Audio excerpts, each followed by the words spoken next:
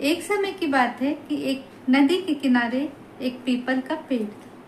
नदी पहाड़ियों से होती हुई अपनी पूरी धारा के साथ बह रही थी। उसी समय पीपल के पेड़ से दो पत्ते टूटकर नदी में गिर गए। एक पत्ता आड़ा गिरा और एक पत्ता सीधा गिरा। जो पत्ता आड़ा गिरा उसने नदी से कहा कि आज देखता हूं कि तू कैसे बहती है। आज मैं तुझे बहने ही नहीं दूंगा, आज तुझे रोक कर रखूं।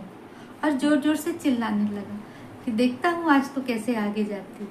और अपनी पूरी कोशिश में लग गया नदी को रोकने के लिए। और ये काल उसके जीवन के दुख का काल था।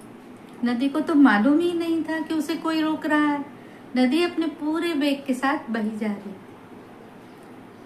जो पत्ता सीधा गिरा था वो बहुत ही खुश था। वो सोच रहा था कि आज मैं नदी को बहाकर ले जाऊं। और उसने नदी से कहा कि ये नदी चल, आज मैं तुझे तेरे गंतव्य तक पहुंचा दूं। और बहुत ही आनंदित हो रहा था और नदी के साथ बहता जा रहा था।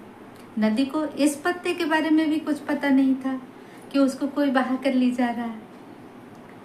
और पत्ता बहुत ही खुश था। ये उसके सुख का काल था। इसी तरह हमारे जीवन में भी सुख और दुख आते ही रहते हैं, लेकिन कभी भी हमें दुख के वेग को रोकना नहीं चाहिए सुख के वेग को पाने के लिए। जीवन में सुख और दुख दोनों को सहते हुए, कठिनाइयों को सहते हुए जो आगे बढ़ता है वो बहुत ही मजबूत होता है। और यही हमारे जीवन का मूल रहस्य है कि जो जीवन में सुख और दुख भगवान ने दोनों ही बनाए, तो दोनों की धाराओं को बहने देना चाहिए, उन्हें कभी रोकना नहीं चाहिए।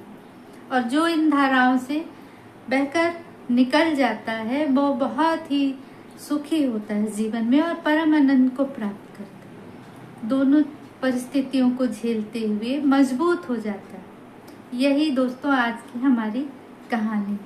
अगर आपको कहानी अच्छी लगी तो मुझे कमेंट में जरूर बताइए। अगली कहानी में फिर मिलते हैं। तब तक के लिए राधे राधे, जय श्री कृष्ण।